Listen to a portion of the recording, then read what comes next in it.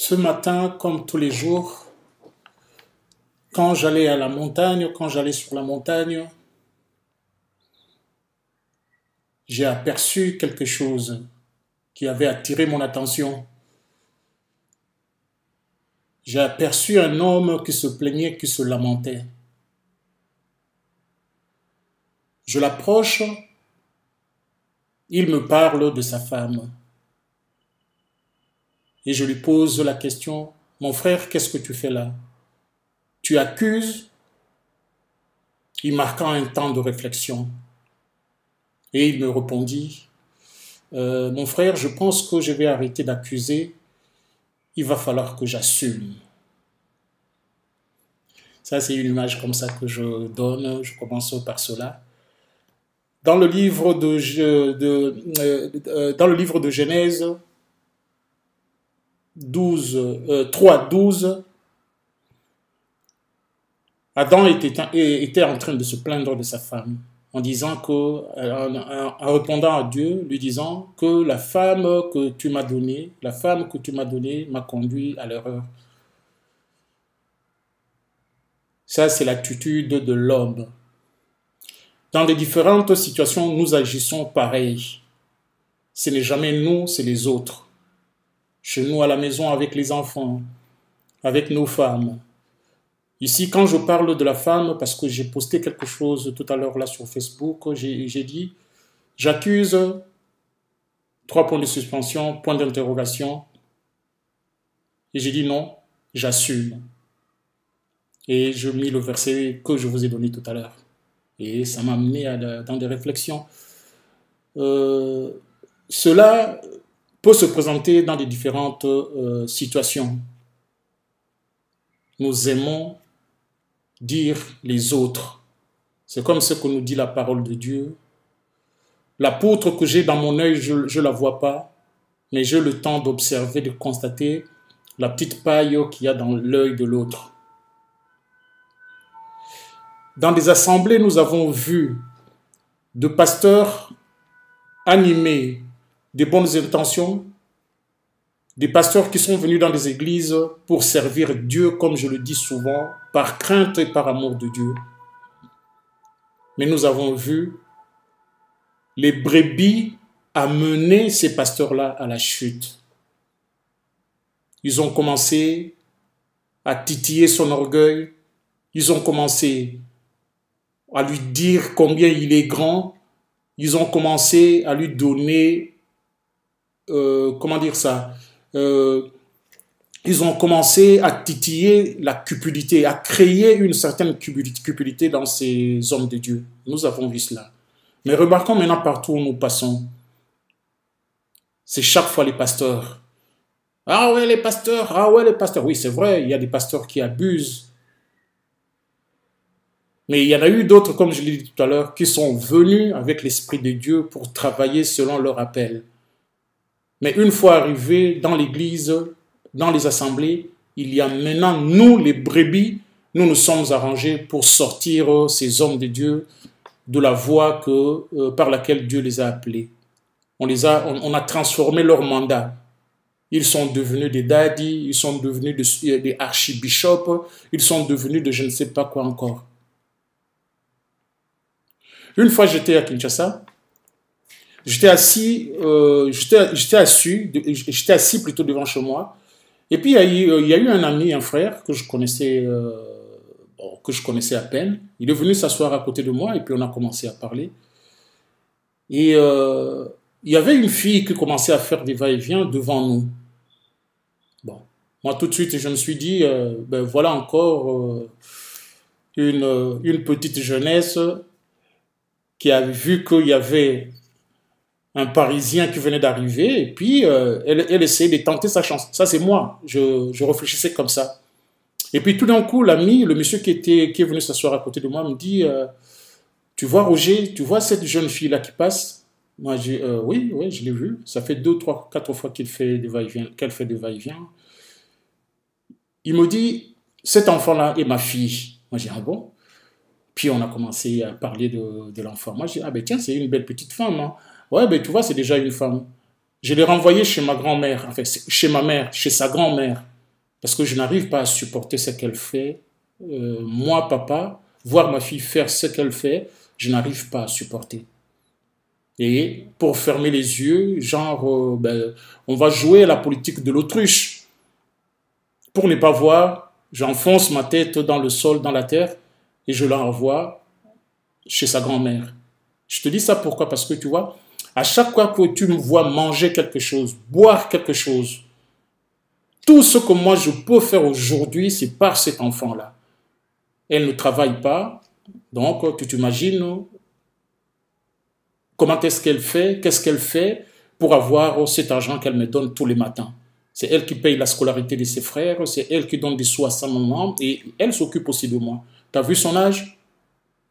Aujourd'hui à Kinshasa, on appelle ces enfants-là des Oudjana. Alors, maintenant, je reviens sur ce que je disais tout à l'heure. Les Oudjana, c'est un phénomène qui est venu, les enfants très jeunes sont aujourd'hui dans la prostitution. Et nous, les parents, qu'est-ce que nous faisons?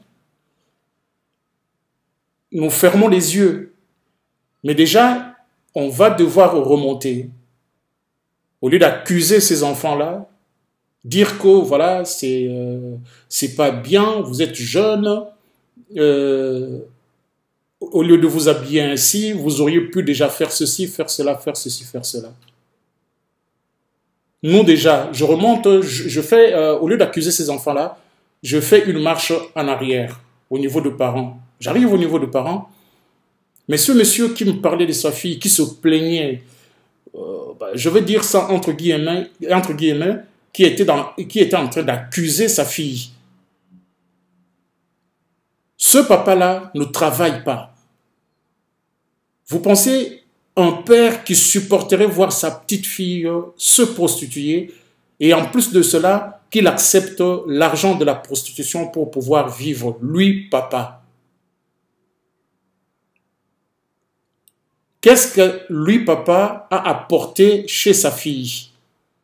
La fille se prostitue, le papa ne travaille pas, nous remontons, nous faisons le recul, nous marchons, jusqu'à ce que nous allons toucher les personnes qui sont à même de, j'allais dire, les tout premiers responsables de la population, des enfants, des parents. Le papa qui ne travaille pas, c'est parce qu'il n'y a pas, c'est parce qu'il n'y a pas d'emploi, voilà. C'est parce qu'il n'y a pas d'emploi. Qui devrait fournir l'emploi? C'est, j'allais dire que c'était l'État. Alors maintenant, ils font mieux, pour ne pas dire pire. Au lieu d'essayer maintenant de prendre des mesures qui pourraient faire qu'on rattrape ces enfants-là, on les accuse, on les enfonce, au lieu que nous, État, parents, que nous assumions. Maintenant, ces enfants-là, on les arrête et puis on les met dans des geôles, dans des prisons.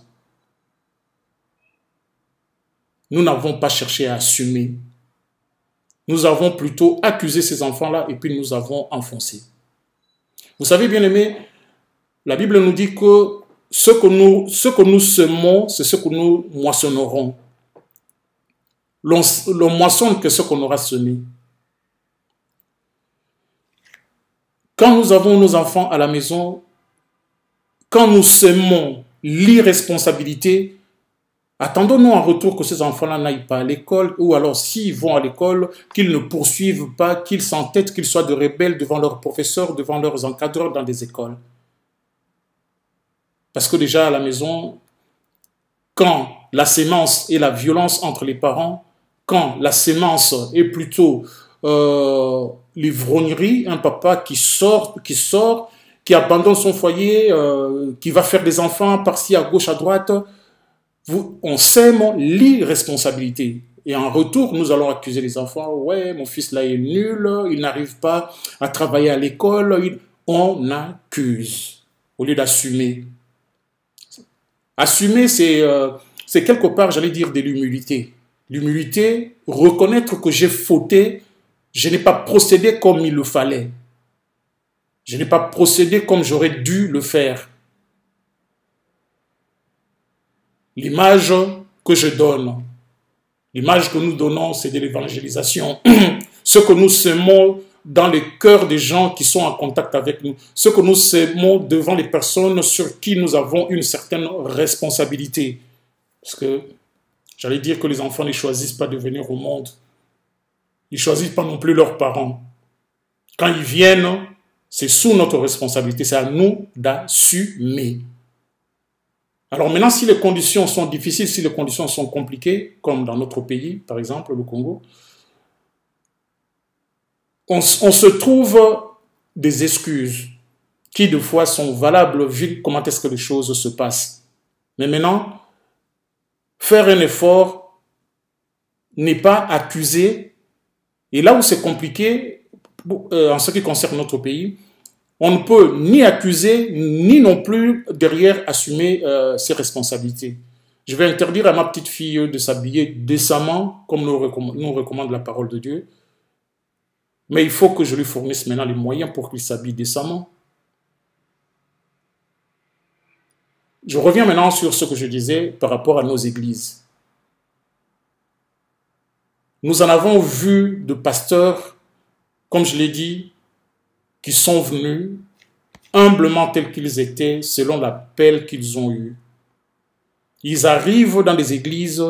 Nous avons toujours de ces personnes-là qui pensent que leur salut passe par le service qu'ils pourraient rendre au pasteur. Nous pensons des fois que notre salut passe par le fait que nous contribuons au loyer de l'église, que nous habillons le pasteur, que nous lui achetons une voiture. Il y a quelque chose qui est rentré dans le, dans les communs des fidèles, des croyants, des chrétiens, j'allais dire, que servir un pasteur ouvre, c'est un chemin qui conduit à la vie éternelle. On va chercher le verset qui disent cela par rapport à tout cela, je pense qu'on n'en trouvera pas. Un homme de Dieu, nous devons l'aider comme je peux aussi aider un frère qui s'assoit chaque fois sur le banc à côté de moi. On doit apporter vers les hommes de Dieu selon les besoins tels que tout le monde pourrait avoir, l'habiller si besoin est, voilà, et le faire, comment dire ça, d'une façon, j'allais dire d'une façon simple, pas d'une manière à mener son ego à, son ego à prendre maintenant le dessus, à lui faire comprendre que, écoutez, nous dans l'assemblée, c'est toi. C'est toi qui es devant, c'est toi qui es au-dessus, c'est toi qui es en bas. Moi, pour que mon enfant réussisse à l'école, je sais que c'est grâce à toi, pasteur. Quand on commence maintenant à faire voir, même si on ne le dit pas, mais par des actes, par des gestes, par nos comportements, la personne en face finit par comprendre cela. Et dès lors qu'il comprendra les choses de cette manière-là, dites-vous qu'on vit encore dans la chair bien-aimée, et nous savons que la chair est faible. Quand nous commençons à titiller, comme je l'ai dit, quand nous commençons à flatter l'ego du berger que nous avons devant nous, nous allons le conduire à l'égarement. Il va se perdre. Et quand il se perdra, nous serons le premier à l'accuser. Nous serons les premiers, comme nous le faisons de nos jours, partout. Nous passons notre temps à dire des choses sur des pasteurs et tout et tout. Mais à un certain niveau, en y réfléchissant, nous y contribuons à ce comportement, à cette attitude, à cette façon-là de faire des choses. Assumons nos responsabilités. Quand nous commençons à assumer notre responsabilité, savoir que ce qui arrive dans ma maison, ce qui arrive par rapport à ma femme, par rapport à mon mari, c'est moi-même, quelque part, qui suis responsable. C'est moi qui ai commencé par s'aimer quelque chose de négatif et cela a produit les mauvaises choses que je suis en train de vivre. Quand on commence déjà à prendre conscience de cela, je l'ai dit tout à l'heure, faire cet exercice, c'est déjà de l'humilité. Se dire que je m'assois, je regarde la chose, je fais la part des choses et je me retrouve dans de manquements. Je me retrouve dans des erreurs que j'aurais commises et qui auront conduit à la situation actuelle. Voilà. Que ce soit par rapport à nos enfants, par rapport à, comme je l'ai dit, à nos églises, par rapport à nos pasteurs, par rapport à nos maris, par rapport à nos employeurs de foi, par rapport à nos patrons. C'est ce que nous semons. C'est comme aussi dans nos familles. Qu'est-ce que nous avons sémé? Je me dis, quand on sème le vent, qu'on ne s'étonne pas qu'il y ait la tempête derrière et que la maison s'écroule. Et que je ne m'arrête pas pour dire que, oh là là, si ma maison s'est écroulée, c'est à cause de la tempête. Mais la tempête vient d'où? Semons l'amour. La semence, généralement la semence est une. La semence est une. Tu prends juste une graine d'arachide que tu mets au sol. Cette graine d'arachide produira beaucoup plus d'arachide. C'est quand on a semé le bon, on récolte le meilleur. Semons l'amour vrai. Maintenant, quand on sème ce qui est faux, quand on sème ce qui est hypocrite, quand on sème ce qui est flou, c'est là où nous revenons dans les dictons qui dit que j'ai semé l'amour et j'ai récolté la haine. C'est quel amour que tu as sémé? Semons l'amour de Dieu. Car, comme nous l'avons dit dans les précédentes interventions, c'est ce qui est de Dieu qui est véritable. C'est ce qui est de Dieu qui est le véritable. Quand nous aurons semé ce qui est de Dieu, le véritable, quand nous aurons semé Jésus-Christ dans nos cœurs, dans nos maisons, dans nos églises, et suivre les principes, saint principes à lui, en nous soumettant à ses commandements, en respectant ce qu'il nous demande, en retour, nous ne recevons que ce qui est de Dieu, paix, bonheur. Nous vivrons ce qui est de l'Esprit de Dieu. Patience, tolérance, charité, toutes ces choses-là, nous le vivons en retour. À la base, qu'est-ce que nous avons sémé? Qu'est-ce que nous avons semé? Semer ce qui est de Dieu, partout. Partout. C'est un exercice qui n'est pas facile. C'est pour cela qu'en toute chose, je me dis toujours, en toute chose, il faut se référer au Maître. C'est lui qui donne, c'est lui qui nous accorde la persévérance dans les choses. C'est lui qui nous accorde l'assurance dans les choses. Il y a des combats que nous ne pouvons pas mener tout seuls, jamais. On n'arrivera jamais. Que ce soit au niveau de l'éducation des enfants, au niveau du mariage, au niveau de nos églises. Il y a de ces choses que nous ne réussirons jamais seuls. Pas qu'il y a de ces choses, non. Nous ne réussirons jamais rien sans faire appel au Seigneur Jésus-Christ. C'est pour cela que dans les assemblées, la première des choses que nous devons faire, c'est montrer à tout le monde la croix. Et veiller à ce que le berger aussi fasse pareil.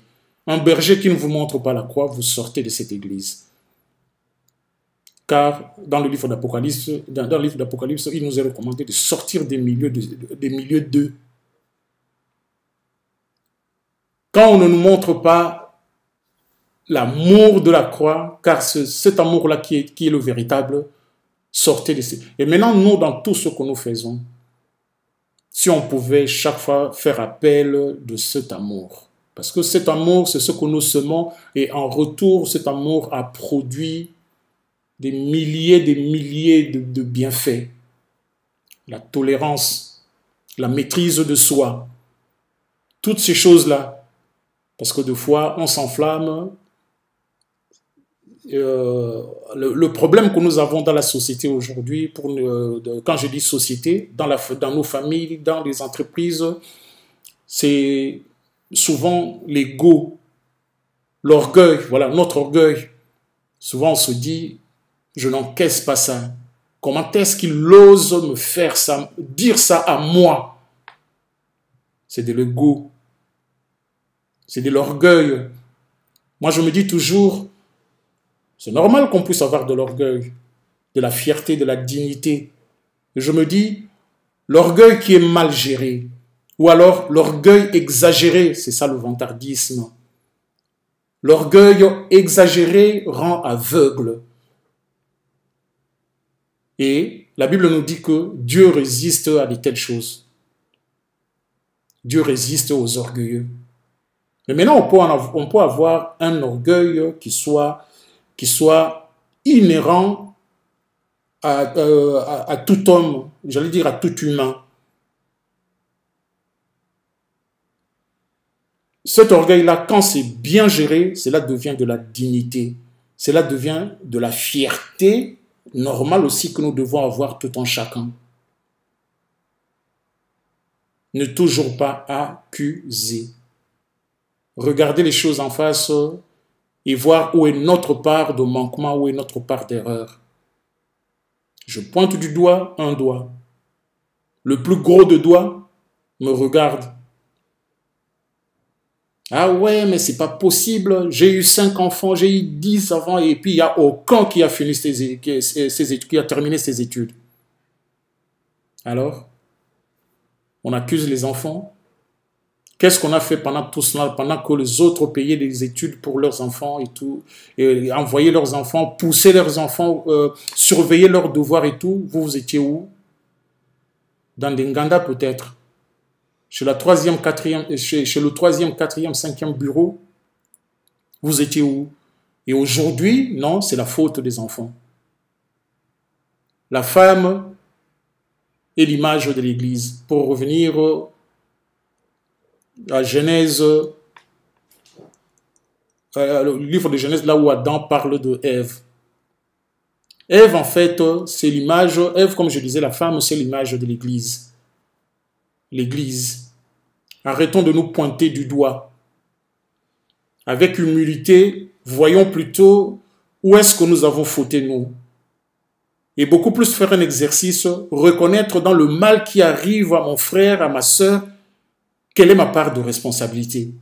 Qu'est-ce que j'avais dit? C'est quoi l'enseignement que j'ai donné un jour qui a fait que cette sœur maintenant se comporte de cette façon-là? C'est quoi la démarche que j'ai eue un jour pour que mon pasteur aujourd'hui commence à m'appeler tous les jours, chaque fin du mois, pour que je lui donne des sous, pour que je paye je ne sais pas quoi. À chaque fois qu'il se lève pour faire une prière, il faut que je paye. Qu'est-ce que j'avais fait moi un jour pour qu'il en arrive là? Parce que c'est un enseignant de Dieu, c'est un enseignant de la parole de Dieu, c'est un berger, c'est un appelé, on va dire ça comme ça. Il sait qu'il est écrit que vous avez reçu gratuitement, donné gratuitement. Et aujourd'hui, qu'est-ce qui s'est passé? Il ne donne plus gratuitement ce qu'il a eu gratuitement. Là, on part sur base du fait qu'il a été réellement appelé des dieux. Il a reçu gratuitement, mais pourquoi est-ce qu'aujourd'hui cela se fait avec, il échange, il monnaie ce qui est de Dieu?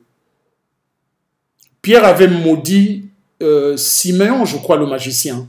Simon, je crois, le magicien. Pierre l'avait maudit parce qu'il lui demandait de monnayer l'esprit qu'il avait en lui. L'Esprit Saint. L'Esprit Saint qui manifestait la puissance de Dieu dans les milieux partout où passait Pierre. Et le magicien Simon est venu négocier. Il a essayé de monnayer ce qui était de Dieu.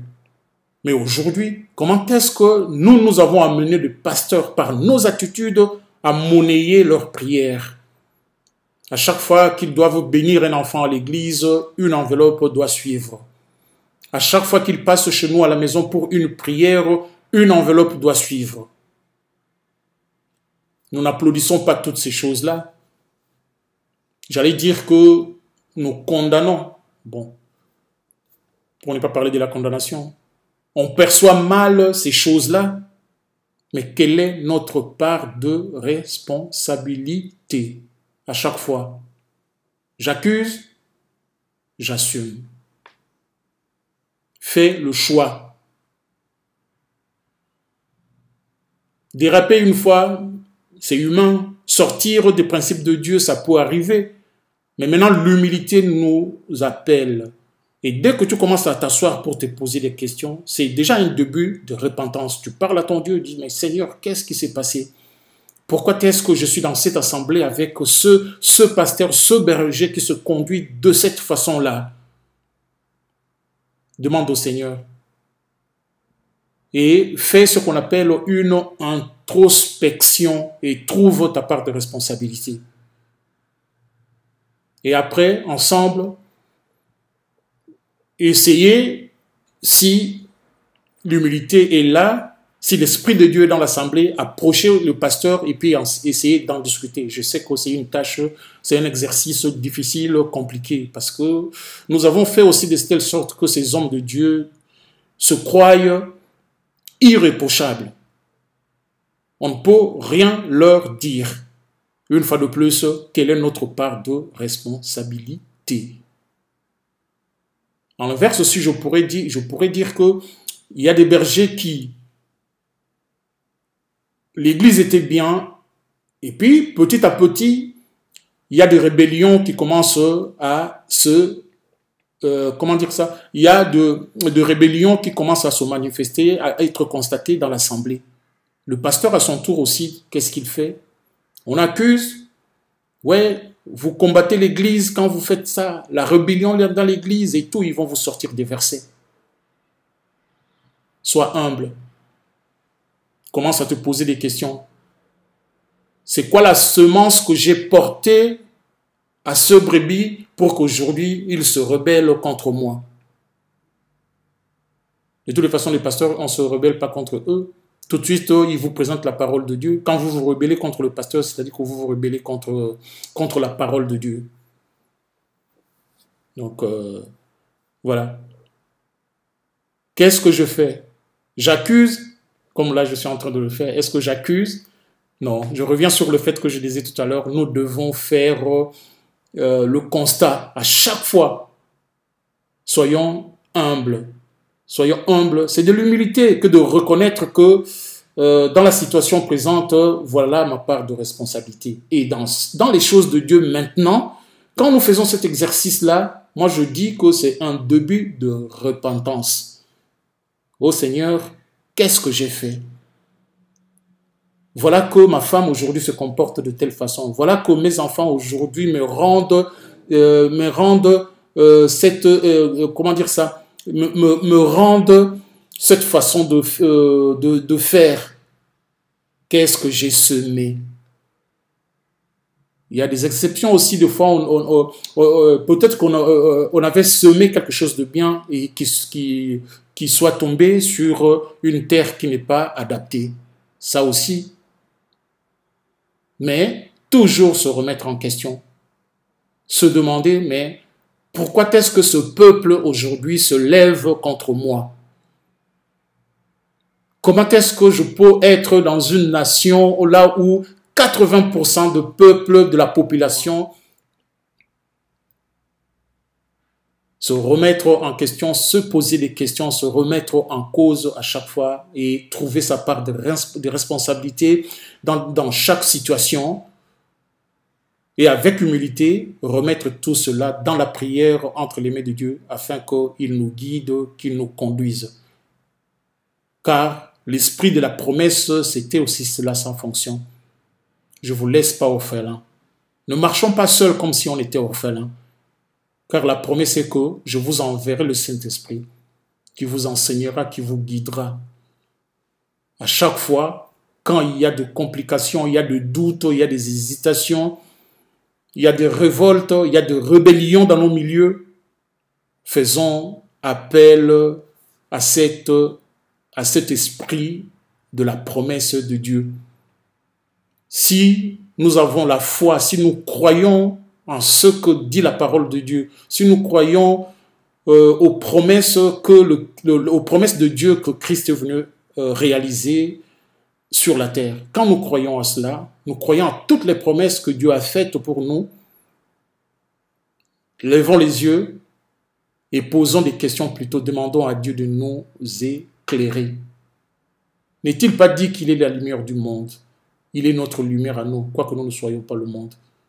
Il est notre lumière. Quand il vit en nous, tout en nous doit être lumière. Au contraire, nous devrions chaque fois dans des situations, quand il y a une situation compliquée devant nous, nous devons apporter la lumière que nous sommes, la lumière que nous avons en nous, apporter vers la difficulté. La difficulté est sombre, le doute est ténèbre. Nous devons apporter devant chaque doute, devant chaque hésitation, devant chaque égarement, nous devons apporter la lumière qui est en nous, la parole de Dieu, l'Esprit de Jésus qui habite en nous selon la promesse qu'il nous a faite. Écoutez, bien-aimés, avant d'accuser, pose-toi la question et après, si tu trouves que tu as une part d'erreur dans ce qui se passe devant toi, assume et implore la miséricorde du Maître. Il revient bientôt. Jésus revient, il vient bientôt. Est-ce qu'il trouvera que il trouvera la foi, comme dit la Bible, en nous, en toi? Accuse pas. Diagnostique. Et tu trouves une part d'ombre venant de toi. Fais appel à la lumière qui est en toi. Il t'éclairera. Il n'est pas fils de l'homme pour mentir. Il est Dieu Jésus-Christ. Il fait ce qu'il dit. N'est-ce pas par lui que tout a été créé? C'est pas par lui que nous avons, ce n'est pas par lui que nous vivons. C'est par la volonté de Dieu que nous vivons, que nous tenons encore debout, toi et moi. Simplement par ce fait-là, nous devons lui faire confiance. Nous devons avoir foi en tout ce qu'il nous a promis, en tout ce qu'il nous a dit. Amenons la lumière partout là où il y a les ténèbres. Ces petits enfants-là, les Oudjana, nous devons prier pour ces enfants-là. Et les parents qui n'arrivent plus à assumer au Congo parce qu'ils n'ont plus les moyens d'assumer justement leurs responsabilités, prions le Seigneur. Prions le Seigneur pour qu'il leur accorde dans le peu le moyen de tenir intègre leur famille, de tenir leur famille fidèle par rapport à la parole de Dieu. Nos assemblées, nos pasteurs, nous-mêmes les brebis, prions les uns pour les autres. C'est cela la recommandation aussi. Nous devons prier les uns pour les autres afin que l'Esprit demeure, afin que l'Esprit de Dieu demeure dans nos milieux. Il est bon que les frères demeurent ensemble. Ça, c'est dans le livre d'Hébreux. Il est bon que les frères demeurent ensemble, dans une communion d'esprit, en priant, en veillant, en jeûnant, dans la même vision des choses et par amour et par crainte de Dieu. Voilà. C'est un peu ça que je voulais vous dire aujourd'hui. Et nous faisons toutes ces choses-là, les prières que nous faisons, Seigneur, nous signons toutes ces prières-là, toutes ces doléances, toutes ces supplications que nous te faisons, nous t'adressons, Seigneur Dieu, ô éternel Jéhovah, nous le signons au nom de Jésus-Christ, afin que tu nous agrées, afin que cela arrive jusqu'à toi, Papa. Accorde, car c'est par Jésus-Christ que nous t'avons supplié, et nous disons Amen et merci, Amen et merci, Amen et merci, Amen et merci, Amen et merci.